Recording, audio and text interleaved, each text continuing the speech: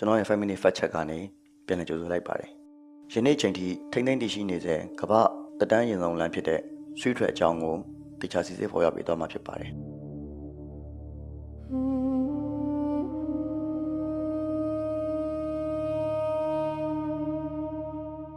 ကမ္ဘာတတန်းရင်ဆောင်လမ်းလို့ပြောလိုက်ရင်လူအများစုကရောမခေတ်ဒါမှမဟုတ်အီဂျစ်ခေတ်ကကြောက်ခင်းလမ်းတွေကိုပြင်းပြကြလေးရှိပါတယ်။အီဂျစ်ပီရမစ်တွေမပေါ်ခင်နှစ်ပေါင်း1000စောပြီး BC 3809ခုနှစ်ကနေက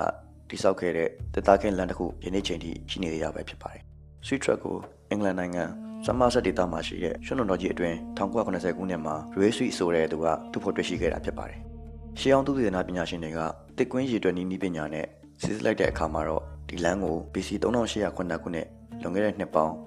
9830ကျော်ကနေကတိစောက်ခဲ့ကြတာဖြစ်ကြောင်းတွေ့ရှိခဲ့ရပါတယ်။ကျောက်ခေတ်တဲ့ Neolithic ကာလမှာတံမိုးတူစက်ကရိယာရဲ့လို့မရှိသေးပါဘူး။ဒါပေမဲ့သူတို့ဟာ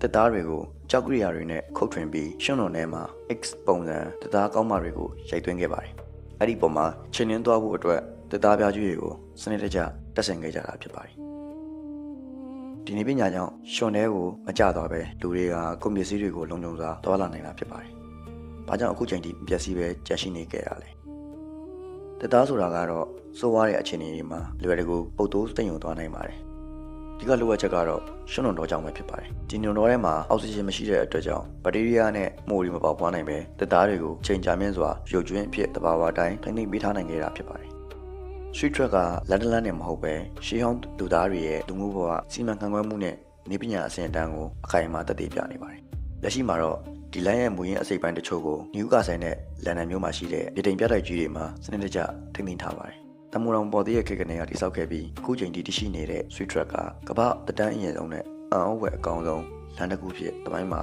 စံချိန်နေနေဖြစ်ပါတယ်။ဒီနေ့တင်ဆက်ပေးခဲ့တဲ့ဗီဒီယိုလေးကိုကြိုက်နေတဲ့ဆိုရင် like and subscribe လုပ်ဖို့မမေ့ပါနဲ့